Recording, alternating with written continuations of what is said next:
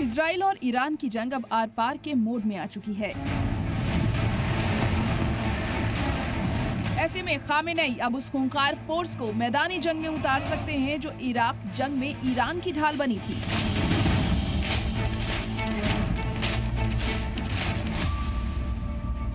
क्या इजराइल के खिलाफ जंग में उतरेगी ईरान की बसीज आर्मी?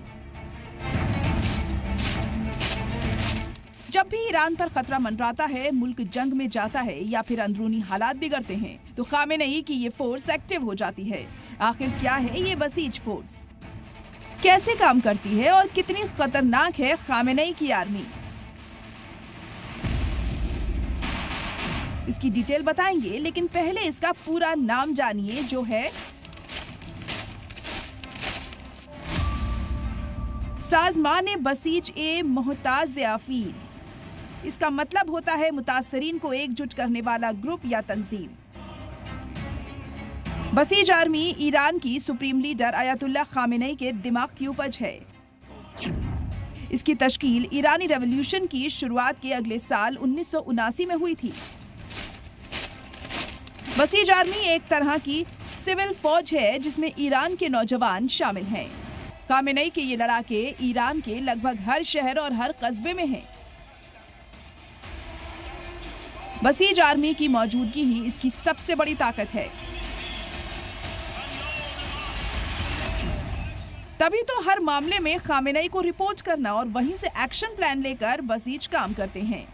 ईरान और इराक के बीच 80 के दशक में हुए युद्ध से ठीक पहले खामेनेई ने ये सिविल सेना तैयार की थी। ये फोर्स इराक के खिलाफ जंग में काफी मददगार साबित हुई। हालांकि तब खामेनेई बसीज को 2 करोड़ लोगों की सेना भी कहा करते थे।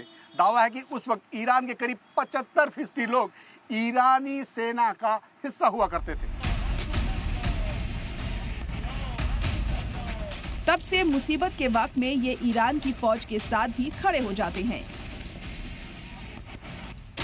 इसीलिए तो अब इजराइल के खिलाफ भी खामेनेई अपनी इस फोर्स को उतारने की तैयारी में है, क्योंकि अब ये फोर्स ईरान के IRGC लड़ाकों के साथ मिलकर काम करती है। ईरान अपने उस सुप्रीम लीडर खामेनेई ने न सिर्फ ईरान और उसके सुप्रीम लीडर खामेनेई ने सिर्फ बसीज आर्मी ही नहीं बल्कि कई ऐसे प्रॉक्सी गुट तैयार कर रखे हैं। ईरान अपनी फौज के अलावा भी IRGC, हमास, हिजबुल्लाह और बसीज आर्मी जैसे प्रॉक्सी तंजीमों का इस्तेमाल करता है।